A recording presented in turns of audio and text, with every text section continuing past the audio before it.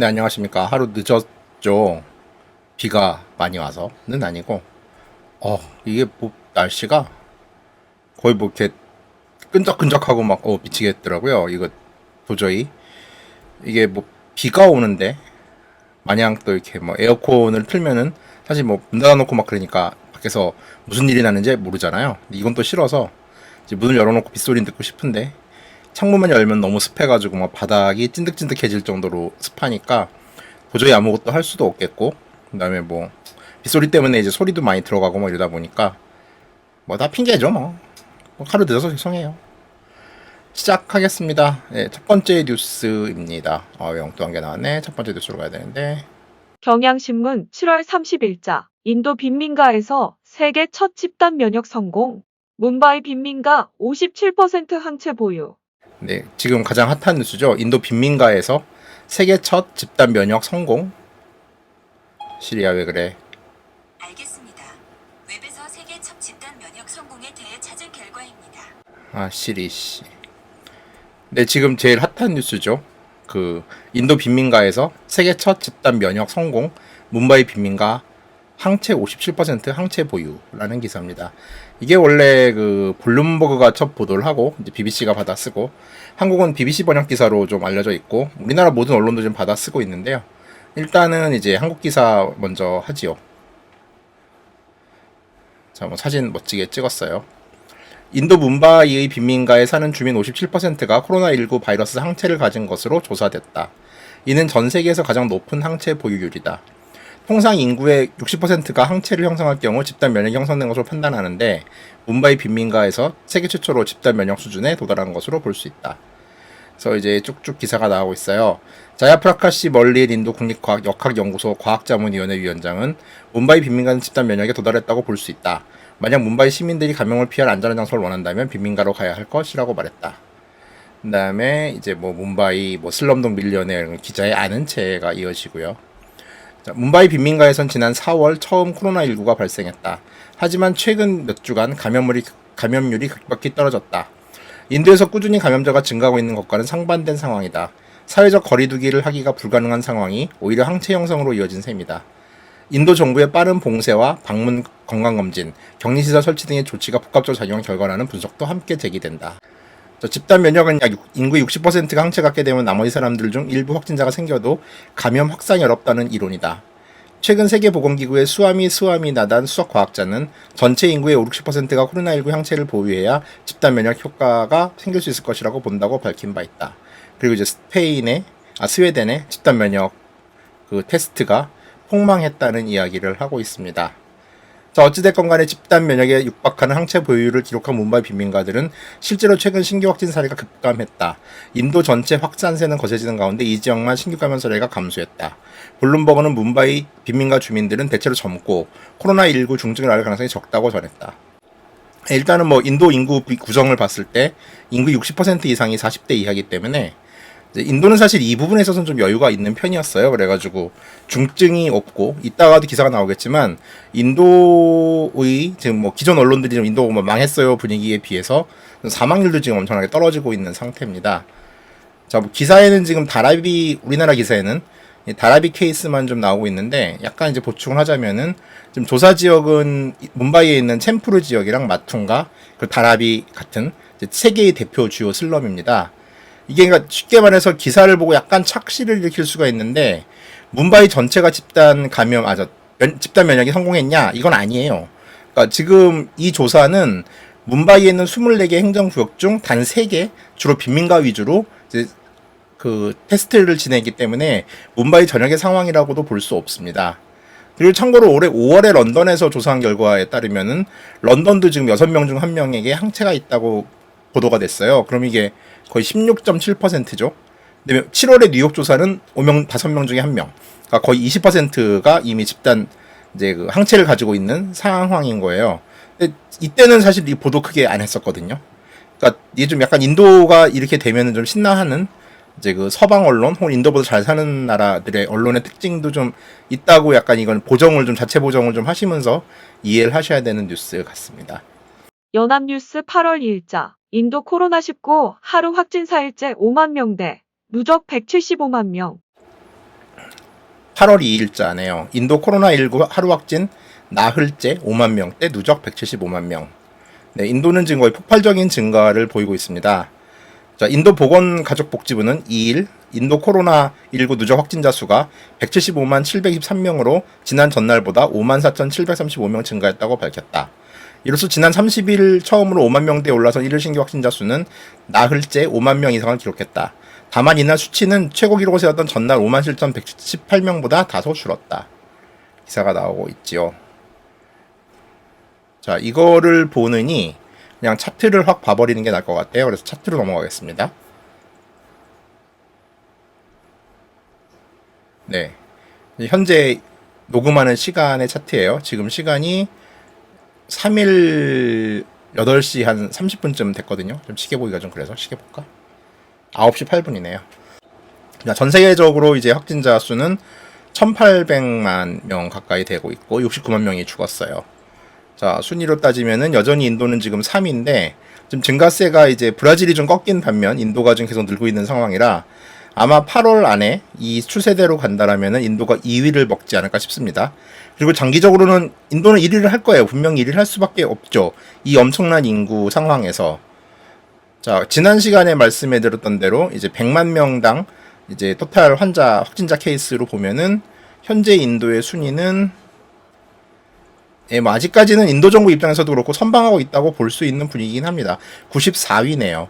인구 100만 명당 이제 환자 수는 1,309명이에요. 한국과 일본, 한국은 늘 일본과 비교하기를 좋아하니까 일본이 현재 155위, 그러니까 100만 명당 290명의 환자 수를 가지고 있고요. 남한이 281명, 그러니까 100만 명당 281명의 환자 수를 가지고 있어요. 이렇게 그냥 산술적으로만 따진다면 인구 100만 명당 환자 수를 따지면은 인도는 한국보다 4.6배 정도 코로나가 심하다고 볼 수도 있습니다. 통계상으로는요. 자, 다시 뉴스로 가보지요. 그러니까 통계상으로는 나쁘지 않아요. 그러니까 이게 문제는 지금 사실 문제는 뭐냐면은 이 인도의 방어 능력이 떨어지고 있는 게 확실해 보인다는 점이에요. 그러니까 이건 지난 시간에도 말씀드렸다시피 이 코로나19 방어는 약간의 식량과 물자를 확보한 상태에서 치러야 하는 일종의 공성전이에요. 그러니까 인도의 경제 상황에선 사실 이 정도는 신급 방어긴 하지만 문제는 다음 뉴스에도 나오지만 시골 상황이 지금 결코 좋지가 않습니다. 그러니까 인도는 도시 방어가 코로나 방어의 핵심이기 때문에 도시가 뚫리고 이게 시골로 갔을 경우에는 걷잡을 수 없이 나빠질 가능성이 많아요. 그러니까 지금 계속 얘기하는 인구 100만 명당 환자 수 통계가 무의미해질 정도로요. 참고로 이제 하나 더 뉴스를 보시면은 이건 제 기사인데 올 4월 기사예요. 자, 뉴델리 대찰출 뒤에는 백오른 이주노동이 있다라고 했는데 여기서 지금 전제로 둔 인도 정부가 가장 우려하는 숫자가 등장합니다. 이게 한국 언론에서는 보도를 거의 안 해서 제 기사를 굳이 인용을 하고 있는데 인도 출신의 전염병 학자인 라마난 락사미 나라야는 이거 띄어쓰기 잘못했어. 인도가 코로나를 효과적으로 방어에 어렵다는 전망을 내놓았고 그의 시뮬레이션에 따르면 7월 말까지 3억에서 5억 명의 인도인이 코로나19에 감염될 수 있고 이 가운데 650만에서 900만 명의 사망자가 발생할 것이라는 이 통계를 가지고서 이제 한국의 질본에 해당하는 인도의학연구위원회에서 이제 코로나 대비 방어 전략을 세운 거예요. 그러니까 지금이 8월인데 걔도 어찌됐건 지금 아직 200만대죠? 지금 확진자가. 그러니까 원래는 이제 인도에서 나온 가장 최악의 시나리오 따진다면 지금 최소 3억에서 5억 정도가 감염이 되고 650에서 700만, 900만 정도가 죽었어야 하는 상황이에요. 그러니까 인도 정부는 이런 점에서라도 그리고 사실 이 시나리오대로 봤을 경우에는 어찌됐건 이 최악의 시나리오에서 이제 엄청나게 잘 막아내고 있는 거는 사실이죠. 그러니까 이거는 부정할 수 없어요. 그래서 인도 정부도 열심히 지금 사실 우리가 망하지 않았어요. 라는 이야기를 하고 있습니다. 이게 다음 뉴스에 나와요. 지지통신 7월 29일자 인도 신종 코로나 감염자 150만 명 넘어 모디 총리 대책 주요 주장. 인도 신종 코로나 감염자 150만을 돌파했는데 모디 총리는 대책이 성공적이다라고 주장을 했다. 노란색. 제가 지금 크롬을 안 쓰고 이제 PDF로 이걸 떠가지고서 보는데 그런 가장 큰 이유가 줄을 칠 수 있어가지고 여기만 딱 읽으면 돼서 그것 때문에 그래요. 지금 모디 수상은 26일 라디오 연설에서 엄격한 통행 금지를 수반한 이제 국토봉쇄 락다운에 있어서 인도 신형 코로나의 대책이 그러니까 외국인 전 세계인들의 예상과 달리 이제 꽤 그들의 예상을 배신했다. 그러니까 그들의 예상은 인도가 폭망을 해야 되는데 그렇지 않고 잘 막아내고 있다고 이제 주장했어요. 그래서 총 감염자 수의 65%는 현재 이미 회복을 하고 있는 상태고 뭐 이제 점점 숫자가 좋아지고 있다라고 주장을 하고 있습니다.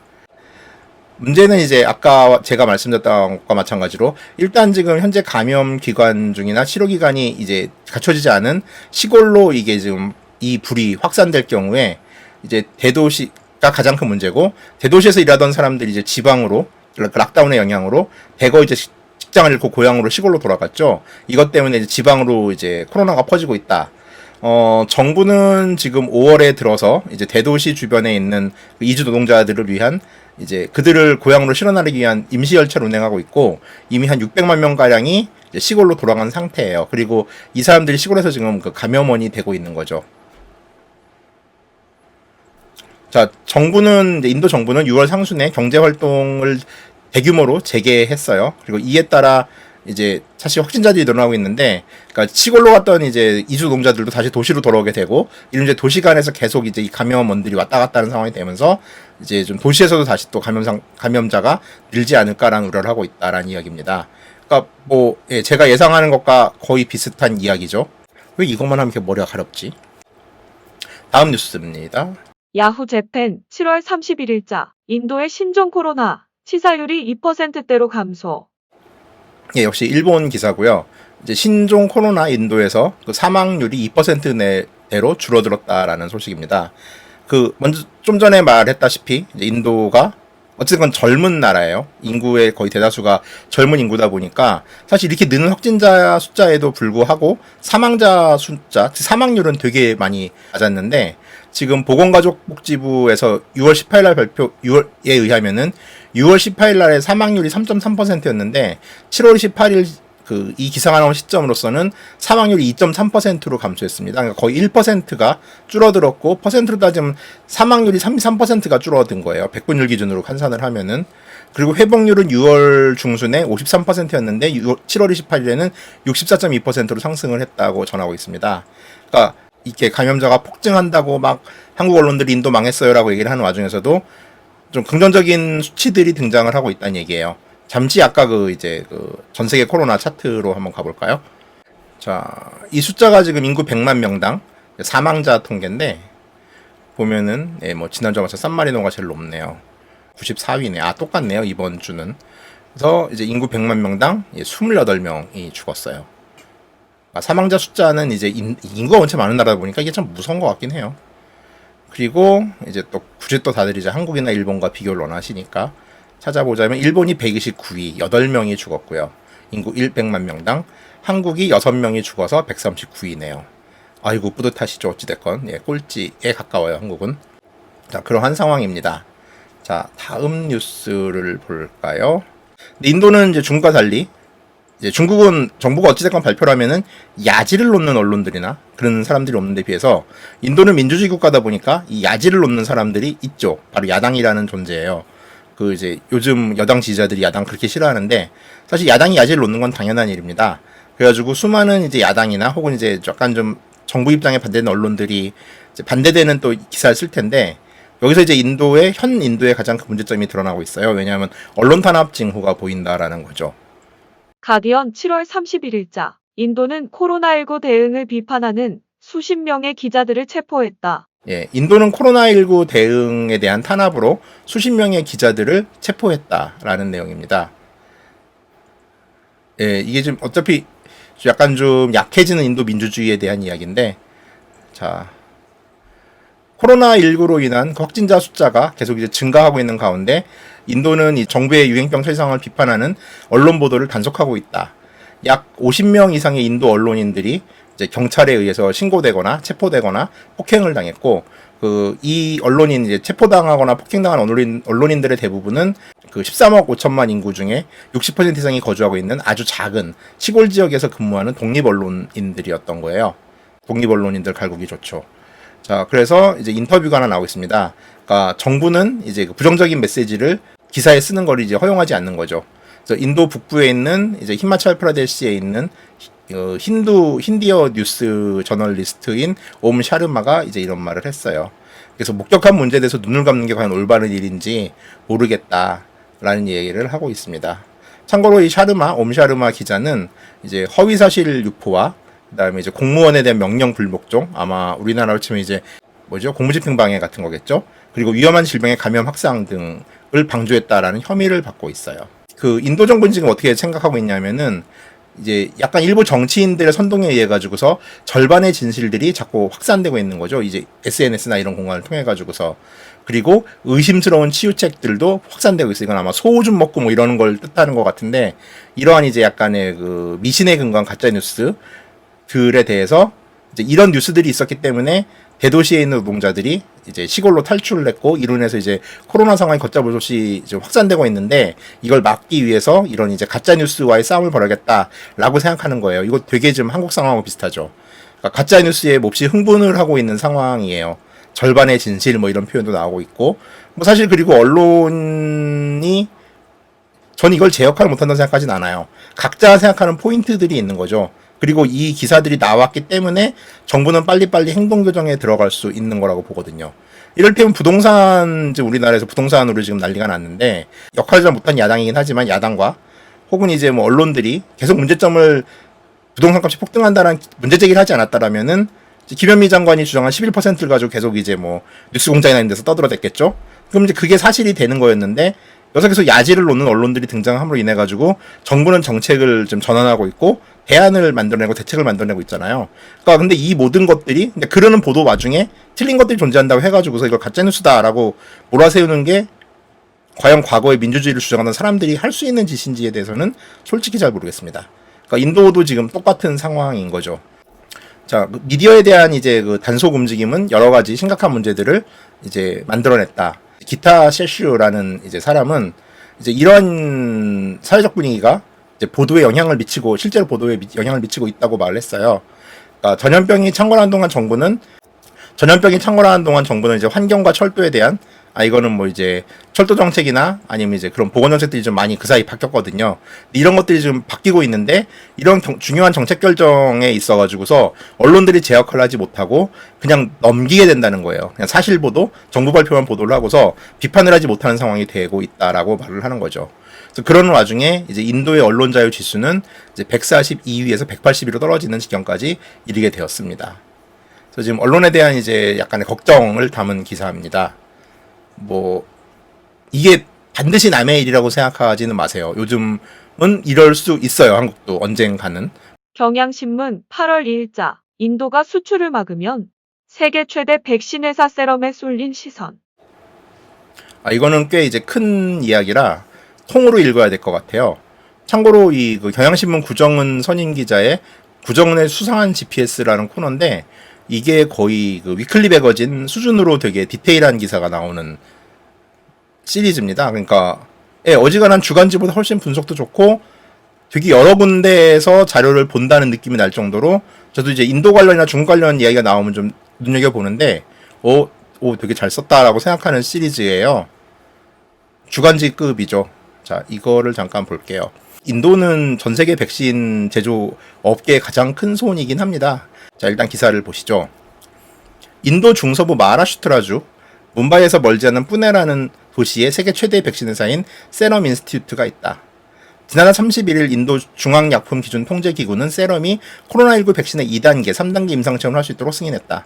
인디아TV 등 현지 언론에 따르면 세럼은 뿌나와 뭄바이 등 인도 내 몇몇 도시에서 4, 5천 명을 대상으로 한 이달 중 임상실험에 들어간다. 참고로 이 약은 이제 그 옥스포드대 연구팀과 이제 아스트라제네카가 함께 만든 백신인데, 자, 효과적인 백신을 만들어내는 건 가장 중요하지만 그 못지않게 중요한 것은 대량 생산이다. 미국을 비롯한 세계 각국은 아직 나오지도 않은 백신을 놓고 벌써부터 확보 경쟁을 벌이고 있다. 자, 이거 중요합니다. 벌써부터 확보 경쟁을 벌이고 있다. 아스트라제네카는 각국 정부와 10억 달러어치 백신 생산을 미리 계약해놨다. 또 세계 백신 연맹 등 세계 국제보건 의료기구와 협력해 백신 10억 회분을 저개발국에 무료로 제공하기로 했다. 이게 거의 4,000원 돈 가까이, 진짜 엄청나게 훌륭한 회사라고 저는 생각을 해요. 옥스포드 백신의 효과가 입증되어 아스트라제네카가 특허권을 갖게 되면 세럼도 10억 개 접종분을 생산하기로 했다. 자, 이게 회사 사진이고요. 자, 세럼은 아스트라제네카뿐만 아니라 노바박스, 코다제닉스 등 미국 백신 개발사들과도 협정을 맺었다. 코다제닉스 백신은 아직 임상에 들어가지 못했지만 노바박스의 후보작은 아스트라제네카 백신의 시험 단계를 한두 달이면 따라잡을 수 있을 것으로 보인다.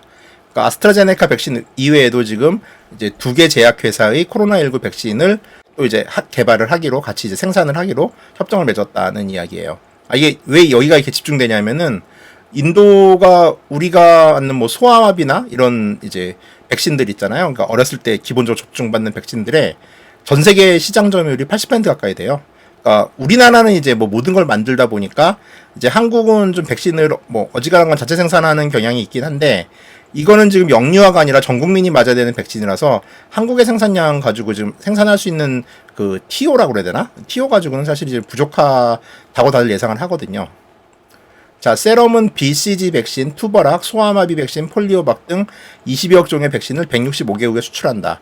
연간 생산하는 백신은 13억 회 접종분에 이른다. 세럼은 이미 4월부터 코로나19 백신 양산 체제를 만들어냈으며 옥스퍼드로부터 5월 초 바이러스를 전달받아 대량 생산에 대비한 실험을 해왔다. 아직 개발이 끝나기도 전에 양산 준비에 들어간 것은 생산 기간을 줄이기 위해서다. 세럼 측은 임상시험이 최종적으로 끝나는 시기를 11월로 보고 있으며 곧바로 3억 회 접종분을 공급할 수 있게 할 계획이다. 11월 정도가 되면은 바로 3억 회 정도 접종물을 공급할 수 있게 될 계획이다라고 했는데 이게 지금 문장이 조금 애매한데 요건 이따가 제가 보충 설명을 할게요. 왜냐하면 저도 이쪽에 좀 아는 사람들이 인도 쪽에 있어서 이거는 좀 약간 취재를 개인적으로 했습니다. 자, 세럼은 이미 코로나19 백신 생산 시스템을 만들기 위해 4억 5천만 달러를 투입했다. 그만큼 리스크도 크다. 왜냐하면 이게 지금 될지 안 될지 모르는 상태에서 돈을 꼬라박은 거잖아요. 무엇보다 백신이 완성돼야 한다. 옥스퍼드 연구팀은 4월 실시된 첫 임상시험에서 투약자들에게 성공적으로 항체와 면역세포가 형성됐다고 지난달 21일 발표했다. 하지만 시험 대상이 1000명이었고 그중 절반에게만 접종을 했다. 연구팀은 영국과 미국, 브라질, 남아프리카 공화국에서 약 5만 명을 대상으로 대규모 시험을 준비하고 있다. 첫 임상 결과는 긍정적이었지만 대규모 시험에서 안정성이 입증돼야 하고 또 코로나19 예방 효과가 입증돼야 한다. 반면 제조사 입장에선 코로나19 백신으로 수익성을 추구하기는 힘들다. 이거는 근데 뭐 파이자나 아니면 뭐 이제 모데나 같은 경우는 40불에서 60불 정도를 생각하고 있는데 아스트라제네카는 지금 인도 같은 경우 개발도상국은 거의 3달러에서 4달러 정도로 10분의 1 가격으로 공급을 하고 있겠다고 했거든요. 이건 아스트라제네카가 좀 대단한 거라고 생각합니다. 자, 거기에 세럼이 안고 있는 또 하나의 우려는 인도의 상황이다. 코로나19 전 세계 감염자는 2일 현재 1,800만 명을 넘어섰다. 인도는 175만 명으로 미국과 브라질에 이어 세 번째로 많다. 나렌드라 모디 정부가 백신 수출을 막아버릴 가능성도 없지 않다. 뿌나왈라 CEO는 최근 정부에 국내용과 수출용을 50대 50으로 나누는 방안을 제안했다. 정부가 명시적으로 이를 거부하진 않았지만 인도 내 감염이 더 퍼지면 백신 민족주의에 힘이 실릴 것으로 뉴욕타임즈는 내다봤다. 미국의 도널드 트럼프 정부는 워프 스피드란 작전이란 이름으로 백신 확보에 팔을 걷어붙였다. 당연한 거죠, 이거는. 유럽연합도 31일 프랑스 제약회사인 사노피와 계약하는 등 여러 회사들을 상대로 물량 확보에 나섰다. 부자 나라들 생산 능력이 있는 나라들이 백신을 동차지하면 빈국들은 백신을 접종받을 기회마저 빼앗길 것이라는 우려가 커지고 있다. 이거는 인도주의적으로는 당연한 이제 기사의 말미인데 지금 뭐 각자의 나라들이 지금 전쟁 상황이기 때문에 이거를 딱히 비난할 수 있을까 싶긴 합니다. 올바른 일은 물론 아니죠. 자, 약간 추가를 하자면은 이제 기사 내용에서 약간 보충을 할게요. 현재 세럼 연구소는 임상 중임에도 불구하고 생산에 들어갔습니다. 최근에. 들어갔고, 그러니까 일종의 도박인 셈이에요. 그러니까 임상에 성공하든 망하든 지금 생산을 해야지 이제 11월까지 3억 개를 낼 수 있다고 이쪽은 판단하고 있는 거거든요. 그리고 이제 기사대로 50대 50으로 인도가 50, 인도 바깥 지역이 50의 물량을 지금 공급하기로 얘기를 하고 있고, 지금 일본 언론이 3일 전에 보도한, 그러니까 7월 30일 날 보도한 거에 따르면은 화이자 생산 백신에 백신 6천만 개를 확보했다고 대서특필했어요. 사실 이런 건 이제 당연히 자랑할 거리죠. 막 정부에서도 막 발표하고 우리가 드디어 6천만 개를 구했어요. 막 이런 상황이고 세럼 연구소 생산분도 확보 중이라고 합니다. 이건 곧 기사가 나올 텐데 그 인도 쪽에 지금 일본 사람들 보건과 관련된 이쪽 영역의 사람들이 엄청나게 좀 들락거리고 있다는 거는 잡히고 있어요. 안테나에. 자, 뭐 이런 거를 올렸더니 이제 문파분들이 막 웅강웅강 되시면서 SK케미컬 이야기를 하는데 지금 SK케미컬은 지금 아스트라제네카와 협력 의향서를 체결한 상태예요.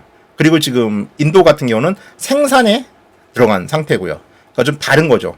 협력 의향서라는 게 왜 지난 MB 때 MB가 아랍에미레이트와 뭐 이렇게 MOU를 맺었을 때 그게 어떻게 양해각서지 맺었다고 할 수 있냐고 비판하시던 그 분들이 지금 이 SK케미컬이던 이 협력 의향서를 가지고 생산이 되는 것처럼 이야기를 하고 있어요.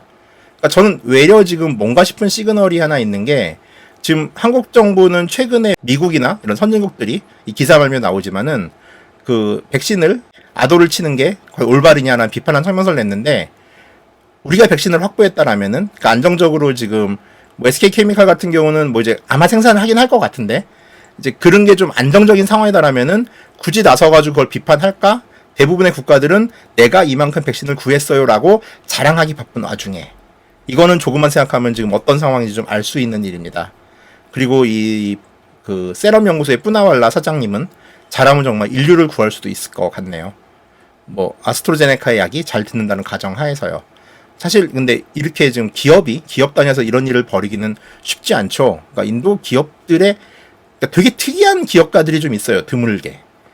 인도의 좀 놀라운 점이자 장점이기도 하죠. 그리고 인도를 계속 좀 살펴보게 되는 게 힘인 것 같아요.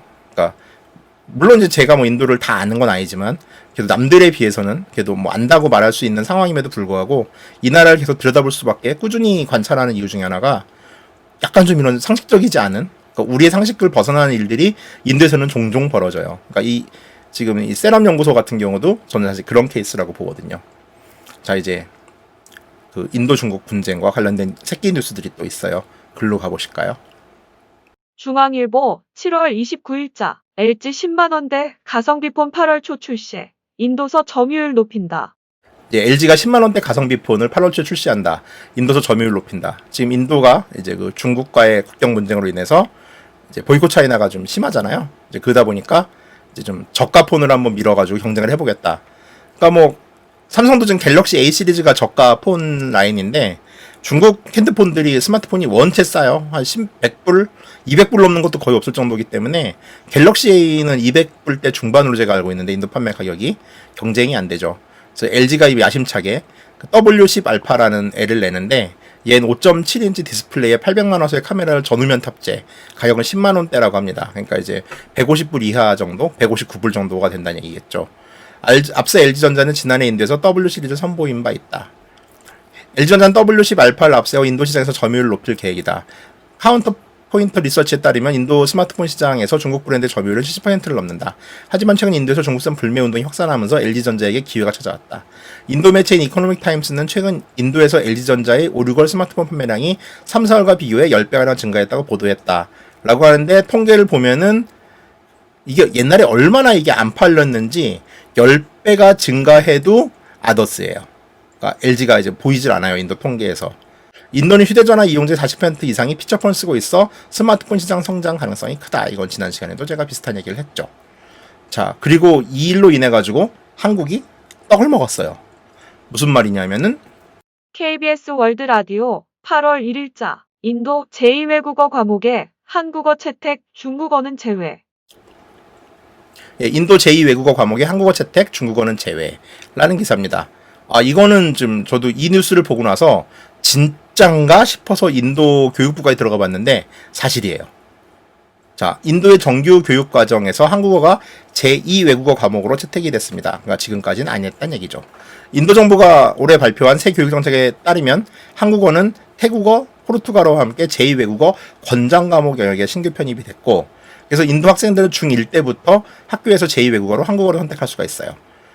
물론 현재는 15개 학교만 한국어 시범 수업이 실시되고 있는데 이제 정식 과목으로 채택이 된 거고 이 한국어 채택한 학생들이 많아지면은 이제 이 학생들이 대학에 진학할 무렵에는 한국어가 인도 수학력 시험에 채택될 수도 있는 거죠. 인도 수능에 한국어를 선택할 수 있게 되는 거예요. 이를 위해서 갑자기 이 굴러들어온 행운을 위해서 주 인도 한국 대사관과 한국문화원은 한국어 교원 양성 과정을 운영해 인도인 한국어 교사를 인도 각급 학교에 파견할 계획입니다. 자, 한편 인도 당국은 이번 새 교육 정책을 통해서 중국어를 제2외국어 권장 과목 명단에서 제외했습니다. 이건 아무리 중국이 싫어도 되게 이거는 참 인도다운 또 무모한 일이죠. 아무리 그래도 이렇게 하긴 쉽지 않은데 어찌든 한국으로서는 좋은 일이긴 합니다. 자, 아무래도 뭐 반중 정서가 고조된 거에 따른 것으로 이제 풀이됩니다라는 기사가 나왔어요. 이 기회가 열린 거는 사실입니다. 그 현재 이제 인도의 대학 중에 한국어를 전공할 수 있는 곳은 국립내류대학교라고 델리에 있는 대학교에 한국어과가 있는데, 일단은 여기 졸업생들은 뭐 최하 한국어 선생은 할 수 있겠네요. 이 정도로 이제 시장이 열렸으면은. 근데 저는 개인적으로 이제 한국인 선생님들도, 그러니까 한국어를 가르칠 수 있는 선생님들도 영어로 한국어를 가르쳐야겠죠. 원어민 교사처럼 이제 좀 진출을 했으면 좋겠는데, 문제는 이제 인도에서 교사 임금이 한국인이 가가지고 생계를 꾸릴 수 없을 정도로 낮아요. 그래서 이거는 경제적으로는 좀 불가능한 이유인데, 뭐 법과 관련된 얘기는 저는 잘 모르겠으나 방법을 찾아보면 방법이 나오겠죠. 이를테면 뭐 국가가, 한국 정부가 정부 보조금을 그 선생님들에게 지원을 해가지고서 이제 월급을 벌충해주는 식으로 인도에 파견한다거나. 근데 저는 이런 일은 반드시 필요하다고 봅니다. 이건 지금 엄청나게 큰 기회가 한국에 열린 상황이에요. 이거는 부정할 수 없어요. 그러니까 대응을 잘 하기를 바라는데 기대를 하기는 좀 어려운 분들이 많이 위에 계시죠. 다음 뉴스입니다. 스푸닉 재팬 7월 28일자 인도 공군 프랑스 라팔 전투기 5대를 수령. 예, 스프링 재팬 뉴스인데요. 예, 인도 공군이 이제 프랑스 라팔 전투기 5대를 수령했다는 뉴스예요. 이게 지금 인도는 그 공군 전투기 개량화 사업 3.5세대 전투기를 만들겠다고 지금 한 20-30년째 노력 중인데, 이게 거의 지금 폭망할 정도의 성능이 등장하면서 대체제로 등장한 게 이제 라팔을 수입하는 거거든요. 이제 5대가 처음으로 인도가 된 겁니다. 자, 인도 공군은 프랑스의 라팔 전투기 5대를 수령했다고 발표했습니다. 이제 인도 공군은 이제 2016년에 프랑스 다소사로부터 이제 라팔 전투기 36대를 구입할 이제 계약을 체결했고요.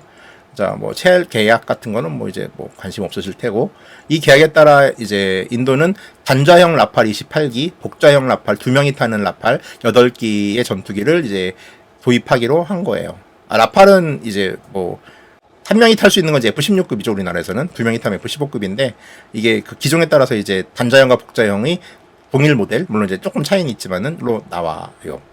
제불 인도 대사, 그 프랑스 주재 인도 대사관에 따르면은 전체 36기의 도입은 2021년 말까지 완료될 예정이에요. 그리고 이제 뭐 인도에 도입된 라팔 전투기에는 특별히 유효 사거리가 최대 150km에 해당하는 이제 공대공 미사일인 이제 미디아와 유효 사정거리가 약 300km 정도 되는 이제 지대공 미사일인 이제 스컬프, 예, 이름 좋네요. 가 탑재되어 있다고 합니다. 이게 뭐 다른 나라 모델은 탑재가 안 됐나 봐요. 이렇게 특별히 쓴 거 보면은. 이쪽은 잘 몰라서. 자, 어찌됐건 그로 인해서 이제 이웃나라 공군, 이건 아마 F-16을 가지고 있는 파키스탄 공군이나 이제 중국은 지금 뭐 제2 어쩌고 하는 이제 자체 스텔스가 있는데, 이건 뭐 실전에 뛰어본 적이 없어가지고 어찌됐건 걔네들이 가지고 있는 비행기에 비해서 이제 기술적 우위에 쓸 것으로 예상된다고 합니다. 어쨌든 이 일로 인해 가지고 뭐 한국어도 쇠퇴기 되고, 인도는 국방력을 늘리고 있고, 참 그 가랑계곡 사건으로 인한 이제 그 나비 효과로 인한 이제 여파들이 파장이 되게 커지고 있죠. 다음 뉴스입니다. BBC 7월 30일자 인도와 중국은 분쟁 중인 국경을 따라 인프라 건설 경쟁을 벌이고 있다. 자, 이거 꽤 긴 기사인데, 그 인도와 중국은 이제 분쟁 지역을 따라서 이제 인프라 건설 경쟁을 벌이고 있다라는 내용입니다. 인도의 이 기사에 의하면은 왜 가랑계곡에 공방전이 발생했냐라면은, 인도가 지금 그 고지대로 가는 공항 하나를 건설하고 이 공항으로 가는 길을 만들었는데, 이 길이 지금 기본적으로 가장 메인 트리거가 됐다라는 이야기예요. 라다크는 이제 대박 평균 고도가 한 3,500m 정도 되고, 이제 가장 높은 데는 한 5,000m까지 가는 데가 있는데, 그 지역에 공항이 하나 있는데 여기는 이제 활주로만 있었고 사실 길이 되게 불편했거든요. 근데 여기를 연결한 255km 정도 되는 이제 다르북샤이옥 달랏백 OED라고 하는 로드가 이제 최근에 개통이 됐어요. 그럼 이제 이게 지구상에서 가장 높은 활주로로 연결되는 이제 일단 통로가 된 거고, 이로 인해서 이제 라다크의 주도인 레에서 이제 이 공항까지 물자 이동이 되게 수월해졌던 거죠. 그러니까 공항이 활주로는 덜렁 만들어놨는데, 이 활주로로 물자 공급을 할 수 있는 제대로 된 길이 없어가지고 지금까지 약간 놀았던 곳이에요. 그리고 참고로 저는 이게 왜 있는지 모르겠는데 이 공항 사진이 있어요. 이런 게 있으면 이게 스파이 같은 느낌인데 왜 있는지 모르겠는데 있네요. 자, 보면 이제 지도가, BBC는 역시 지도를 잘 그려요. 귀찮아서 못 그리겠는데. 자, 이게 인도가 이제 점령하고 있는 이제 그 라다크 지역, 이제 여기는 카슈미르라고 써 있는데, 이게 지금 작년 7월에 분구가 돼서 지금 라다크라고 해도 돼요. 여기에 있는 이 길이 개통이 된 거예요. 그리고 여기가 전투를 벌였던 이제 20명 정도의 인도인 사상자가 났던 가랑계곡 밸리고요. 이 바로 위에 이제 다울라트백 512 에어스트립이라고 하는 공항이 있어요. 이 지역은 지금 엄청나게 위치가 좋은 게 이따 기사에도 나오겠지만은 이 약사이치는 이제 중국이 실효 점유하고 있는 지역이고요. 이 윗지역은 이제 아자드 카슈미르라고 그래가지고 파키스탄이에요. 그러니까 여기 그 여러분들이 뭐 훈자 계곡, 그 바람 계곡의 나우시카의 모델이었다고 하는 훈자 계곡 이야기를 들으실지 모르겠는데 이 훈자 계곡과 카라코람 하이웨이라고 하는 모든 길들이 여기서 연결이 됩니다. 그러니까 지금 여기에 공항이 있다는 얘기는 중국도 갈 수 있지만 파키스탄도 갈 수 있는 최적의 위치예요. 그리고 여기로 연결되는 라다크에서 연결되는 주도로가 생겼다는 얘기고 라다크의 레에서 연결되는 주도로가 생겼다는 얘기는 델리나 혹은 카슈미르의 스리나갈에서도 바로 연결해가지고 이제 물자를 실현할 수 있다라는 얘기죠. 가랑계곡도 이 근처니까 여기서 이제 물자 실현하기 훨씬 좋았던. 지난번에 제가 했던 가랑계곡 공방전에 1960년대 인도의 그 사정, 막 나귀를 타고 막 물자를 생산했던 상황을 연결하면 이게 얼마나 중요한 도로인지 아실 수 있을 겁니다. 자, 그 인도와 중국은 이제 서로 이제 LAC가 이제 그 라인 오브 액츄얼 컨트롤이라고 해가지고서 이제 전투 중지선, 휴전선 같은 거예요. 여기를 따라서 도로와 이제 철도 연결 혹은 이제 비행장 같은 거를 이제 건설해 왔고 이런 군사 장비 현대화를 위해 가지고 돈을 막 쎄러 붓고 있어요. 자, 아까 말한 그 이제 도로, 위로 연결되는 그 도로는 2008년부터 이제 그 활주로를 일단 만들어 놓고 이 활주로로 연결되는 도로를 만든 거기 때문에 이제 아까 제가 했던 얘기죠. 레에서부터 물자 실현하기 되게 용이한 상황이 되었습니다. 자, 그 공항 사진이에요. 저도 이따 사진이 있으니까 보여드릴게요.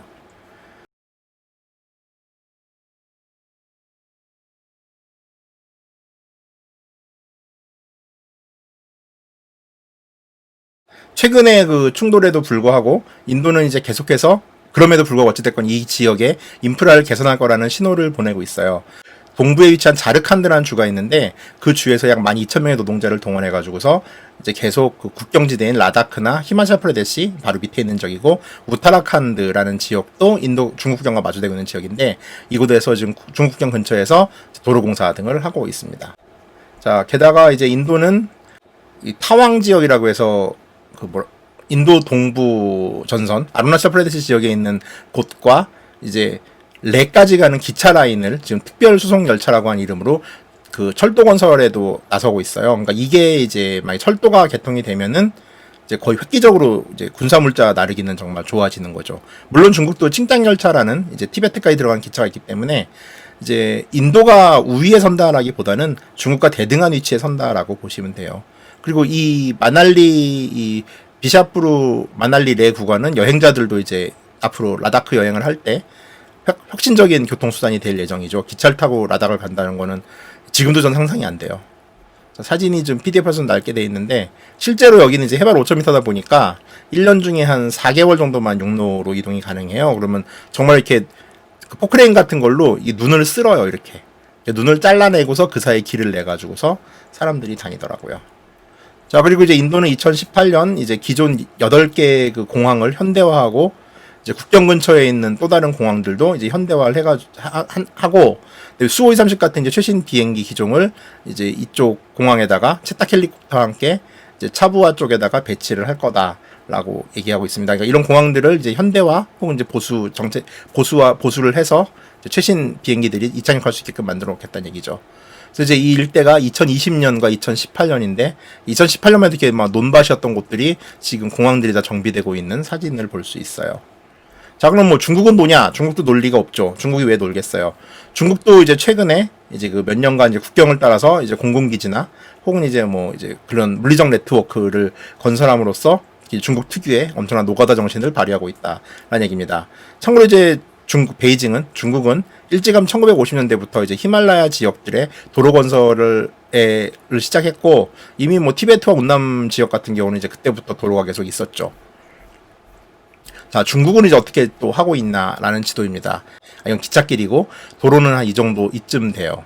근데 중국은 이미 지금 이게 다 지금 중국이 깔아놓은 도로죠. 이게 지금 중국 지배령인 낙사이친으로 향하는 이제 그 G109 도로인데 지난 시간에 말씀드렸죠. 저 여기 가봤어요. 여기 또 왜 갔지? 나 간 척도 아닌데. 하여간에 어쩌다 보니까 갔어요. 여행자에 그냥 뭐 이렇게 뭐 여행을 하다 보면은 그 이제 옛날에는 사실 이게 좀 티벳이 좀 자유로울 때는 그냥 좀 적당히 갈 수 있었거든요. 이렇게 뭐 물론 이제 외국인이 가면 안 되는 데인데 그냥 좀 뭐 객기 부리면 뭐 전 얼굴도 갖고 그래서 갈 수 있어서 근데 저도 이번 사태로 알았어요. 여기 제가 지나간 길이었다는 거를. 그 트위터의 싸움 대장인 보더군도 이 길은 가봤을 겁니다 아마. 이 코스를 갈 수밖에 없는 여행을 걔도 했으니까요. 자, 2016년부터 이제 중국은 이제 뭐 인도나 부탄, 네팔과 지역 그 주변 지역과 연결성을 높이기 위해서 이제 계속 위기를 고조해 시켜 왔었죠. 최근에 이제 뭐 부탄국경에서 난리가 났었고 이게 신장 티베트 도로로 거의 이제 뭐 인도 중국경을 따라서 달리는 아까 보여드렸던 요 G219 도로를 이제 계속 연결하는 작업을 하고 있어요. 그리고 이제 인도도 맞서가지고 이제 이게 소소하지만 이제 인도 동부 전선에 있는 길들을 또 만들어내고 있죠. 중국은 이 길을 최종적으로 연결시키려고 그래요. 이 길의 마지막 지역은 어디까지 가냐면은 청두, 사천성의 청두까지 연결되는 길이에요. 자, 그렇게 이제 열심히 싸움을 하고 있다는 이야기입니다. 그래가지고 결국 이제 뭐 중국은 지금 뭐 12개 공항을 이제 인도 국경과 마주보고 있는데 이 공항을 중국도 역시 현대화시키고 있어요. 그래가지고 뭐 별 볼 일 없었던 시가체 공항, 이건 티베트 제2의 도시인데 나가리 공항, 나가리 군사공항, 그리고 이제 라싸에 있는 공가르 공항이라는 데가 있는데 이 세 공항을 약간 이제 군민 복합 공항으로 지금 업그레이드를 하기 위해서 노력 중이다. 라는 이야기입니다. 그리고 이제 또 옛날 사진이 하나 나오네요. 2020년 3월만 해도 이랬던 곳들이 자 이제 중국의 어마어마한 노가다 정신을 볼 수 있습니다. 몇 달 사이에 지금 공항이 또 하나 생기고 있어요. 결국 이제 양측의 이렇게 인프라를 이제 강화하는 인프라를 보강하는 가장 주된 목적은 전면적인 이제 충돌이 발생했을 경우에 빨리 군대와 이제 군사 장비를 수송하기 위해서인 거죠. 그러니까 결국 이제 이런 것들이 이 지역에 지금은 단지 이제 몽둥이 가지고서 20명 정도가 끝나는 작은 충돌로 끝났지만은 장기적으로 이렇게 이 지역에서 군사적인 것들이 업그레이드 되고 병력이 증가됐을 경우에 가까운 장래에는 좀 더 큰 충돌이 일어날 가능성도 있고 이 와중에 이제 미국은 이제 와 인도 너무 잘한다 신난다 이런 분위기로 좀 가고 있다라는 거죠. 지금은 잠시 봉합인 거고 진짜 메인 이벤트는 앞으로 발생할지도 모르는 일입니다. 자, 다음 뉴스는 가벼워요. 동아일보 7월 29일자 조계종 인도의 첫 한국 사찰 건립 분황사 2022년 완공. 예, 조계종이 인도의 첫 한국 사찰 건립 분황사 2022년 완공이라는 기사입니다. 자, 대한불교 조계종이 인도에 건립 추진 중인 분황사 설계도가 최종 확정됐다. 뭐 이쁘네요. 여기는 이제 부처님이 깨달은 마하보디스투파가 있고요. 조계종이 한국 불교 세계화를 위해 추진 중인 사업의 일환으로 인도 지역에 건립되는 첫 한국 사찰이다. 조계종은 인도 현지의 분황사 건립을 위한 인허가 절차 마무리에 따라 기존 설계 도안대로 건립하기로 확정했다고 밝혔다. 마하보디 내 사원 내 마하보디 대탑과 직선거리로 400m 떨어진 요 거리가 400m랍니다. 세워질 예정이다. 마하보디 대탑은 부처가 출가를 결심하고 깨달음 얻었다는 보리수가 있던 곳이다. 이게 지금 무슨 말이냐면은 이제 인도에는 이제 부처님이 태어나고 살았던 지역이다 보니까 4대 성지라는 곳이 있어요. 물론 이제 탄생지인 룸비니는 네팔에 있는데 보드가야가 이제 부처님이 깨달았다는 곳인데 그 4대 성지마다 한국 절이 있기는 해요. 한국 절이 있는데 룸비니에 있는 대성석가사를 제외하고는 정말 처참하고 형편없는 수준의 절들이 있습니다. 그러니까 원래 부다가야 지역은 고려사라는 절이 있었는데 그냥 조계종 출신 스님이 만든 절이에요. 그러니까 뭐 원칙적으로는 조계종 출신 스님이 절을 만들면은 그 절은 조계종 소유예요. 개인 소유가 아니라. 그렇긴 한데 이제 아무래도 개인절처럼 운영이 되죠. 한국도 마찬가지인데 거의 뭐 군대 내무반처럼 생겼어요. 그러니까 뭐 한국절이라는 느낌이 전혀 안 들고 그냥 내무반 수준이고 부처님이 처음으로 이제 깨닫고 나서 설법을 했던 사르나트 같은 경우도 노기아원이라는 절이 있는데 여기는 정말 문제가 과거에 많았던 절이에요. 이 절은 지금 통도사에서 꽤 높은 스님, 조계종 총무원장 후보로도 거론되는 스님이 과거에 인도에서 지은 절인데 나중에 언제 말할 기회가 있으면 할 거고요. 네, 부처님이 죽은 이제 돌아가신 쿠시나가라는 한국절은 폭행 루머도가 있을 정도로 아주 뒤숭숭한 절입니다. 그러니까 뭐 그냥 개판이에요. 저도 이제 인도 가이드북에다가 특히 고려사 관련돼서는 이제 보드가에 있는 고려사 관련돼서는 되게 좀 심하게 썼어요. 그러니까 일단은 이 보드가야를 중심으로 이 지역이 국제사원구역이라고 해가지고서 전 세계 불교 국가들이 자기 나라의 건축 양식으로 절을 지었어요. 그러니까 태국 절을 가면은 반짝반짝반짝하죠. 태국절이 황금빛에다가. 네, 뭐 티베트절 가면 이제 티베트 뭐 룽타 같은 이제 티베트 분위기가 나고, 일본절은 지금 뭐 엄청난 대불상까지 있을 정도로 되게 또 일본풍의 절이 있는데, 한국은 군대 기숙사처럼 생긴 콘크리트 건물인 거예요. 그래가지고 좀 쪽팔리다 라는 식으로 썼는데, 어찌됐건 뭐 저만 그리지 않고 여러 사람이 그랬겠죠. 사실 그 불교 신자들이 성지순례를 왔는데 대부분은 자기 나라 절에서 머무는데, 한국 성지순례자들은 한국 절에서 못 머물러요. 하도 절이 개판이어가지고. 그걸 이제 조계종에서 돈을 써가지고서 이제 절을 짓겠다고 한다는 얘기예요. 그러니까 약간 여행 정보에도 가깝긴 한데, 저는 1996년 이후에 24년 동안 한국절이 얼마나 개판인지를 봐가지고서 이게 좀 의미가 나름 남다르네요. 뒷담 말했다고 또 안 지어주기만 해봐라, 씨. 했네. 그래서 뭐 한국 전통 양식으로 지어서 이제 좀 그럴듯하게 짓겠다라는 이야기입니다. 뭐 잘 됐으면 좋겠어요. 뭐 조계종은 지난 3월 분황사 착공식을 가진 바 있다. 당초 2021년 말 완공이 목표였으나 코로나19 확산 등으로 인해 사업이 전면 중단됐었다. 그래서 뭐 지금 2022년 초 완공을 목표로 삼고 있다라고 하는데, 지금 인도 상황을 보면은 이건 2023년이나 4년이 될 것 같고요. 뭐 만들기만 하면 전 개정을 해서 이제 분명히 원고도 고쳐주고 소개를 할 예정입니다. 자, 어떻게 들으셨는지는 뭐 저 혼자 떠드는 걸 들었겠죠? 뭐 인도는 이런 이제 코로나 뉴스와 인도 중국 국경 분쟁 뉴스가 거의 메인인 주가 이어지고 있고요. 사실 이제 뉴스를 줄였더니 16개 정도가 나왔어요. 그래서 지금 12개로 이게 줄인 건데, 뭐 빼놓은 뉴스 중에는 이런 것도 있습니다. 뭐 잠깐 이제 뭐 내용만 살짝 소개를 하자면은, 불가초 천민인 여성이 화장터에서 쫓겨난 거예요. 그러니까 불을 붙인 상태에서 나무까지 걷어내가지고 시체가 버려진 거죠. 왜냐하면 천민이기 때문에 이제 같이 화장터를 쓸 수 없다라는 일이 이제 인도의 그 타지마할이 있는 도시 아그라 근처에 있는 작은 시골 마을에서 벌어져가지고서, 이게 지금 인도 내에서는 좀 꽤 큰 이슈가 됐던 뉴스 중에 하나입니다.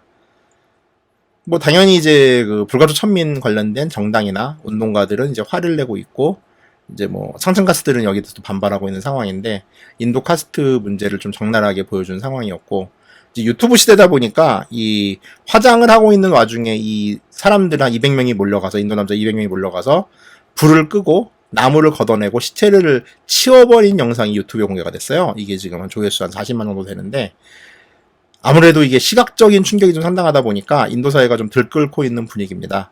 물론 그렇다고 바뀌진 않겠죠. 이번에 그 상주라고 해야 되나요? 상주분 인터뷰를 봤는데, 그 마을은 아직까지 마을에 이제 공동 펌프가 있을 거 아니에요? 상수도가 아니라 펌프예요. 이렇게 땡겨서 모동숲 하면 이제 나오죠. 이렇게 물이 나오는 탱크인데, 그 물 펌프도 이제 공동으로 사용을 못하게 해가지고서 이제 그 천민들은 좀 마을 바깥에 있는, 아니면 이제 그 펌프를 쓰고 나서 상층가스 쓰고 나서 이제 흐르는 물이 밑에 있을 거 아니에요. 이 물을 어떻게 모아가지고 써야지 펌프 사용도 못하겠다라고 증언을 하고 있고, 이러면 이제 인도에 뭐 이제 양식이 있는 척하는 이제 조금 진보적인 브라만들, 그러니까 딱 강남 좌파예요. 아니면 이제 외국 표현으로는 브라만 좌파라고 하는데, 이런 사람들이 이제 어쩌다 우리 인도가 뭐 이런 식으로 이제 막 또 슬픈 목소리로 이러면 안 된다고 비난하고 있지만은, 제가 만난 대부분의 그런 사람들은 집에 가면 똑같은 브라만들인 경우가 더 많습니다. 뭐 제가 전임 법무부 장관을 욕하는 거는 전혀 아니에요. 그건 기분 탓이고요. 어찌됐건 그런 뉴스가 있었는데, 또 BBC가 기사를 길게 써가지고서 소개할래니 또 너무 길겠더라고요. 그래가지고 그건 뺐어요. 저희 지금 뭐 인도보다는 중국이 지금 뉴스가 너무 많아가지고 내일 모레가 문제입니다. 지금 이걸 어떻게 해야 될지 1시간 넘을 것 같은데 또 잘 줄여봐야죠. 어쨌든 들어줘서 감사하고, 경향신문에 뭐 기사가 나온 관계로 그 유튜브는 1000명을 넘었어요. 근데 그 4만 시간인가? 4천 시간인가? 그 시간이 이제 아직 리미트가 걸려가지고 그 수익은 못 낸대요. 그거는 이제 그 시간을 돌파해야 되니까 그냥 틀어놓고 계셔주세요. 그럼 이제 시간이 계속 올라가니까, 굳이 안 들어도 되니까 틀어놓고 계셔주시면은 저에게 도움이 될 것 같긴 합니다. 그리고 뭐 1000명 돌파는 개인적으로도 한 100명 들었어요. 경향신문 그 기사 나오고 나서. 기쁜 일이죠. 감사하게 생각합니다. 네, 안녕히 계십시오. 내일 모레쯤 뭐 뉴스가 너무 많아지면 글피해야 될지도 모르겠는데 중국 뉴스로 찾아뵙겠습니다. 감사합니다. 뿅.